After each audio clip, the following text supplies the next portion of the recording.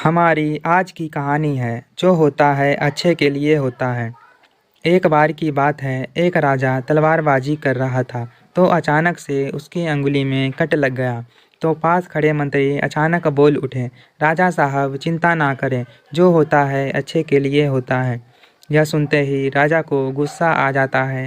राजा उस मंत्री को कारागृह में बंद करने का आदेश दे देता है और बोलता है, इसको फांसी पर चढ़ा दिया जाए।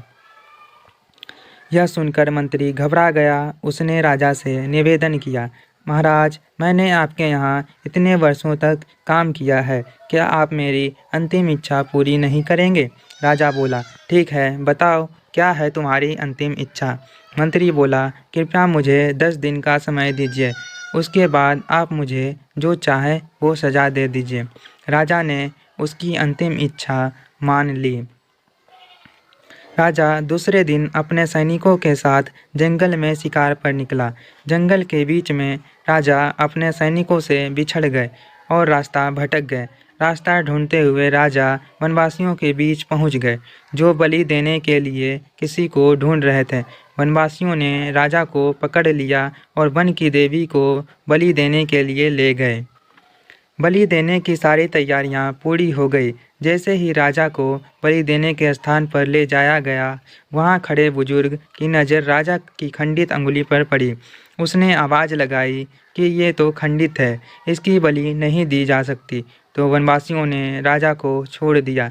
राजा जैसे तैसे वहां से निकला और अपने राज्य पहुंचा। सबसे पहले कारागृह में अपने मंत्री से मिलने पहुंचा। राजा ने फिर पूछा, मेरा तो फ़ायदा हुआ, लेकिन आपका कैसे फ़ायदा हुआ?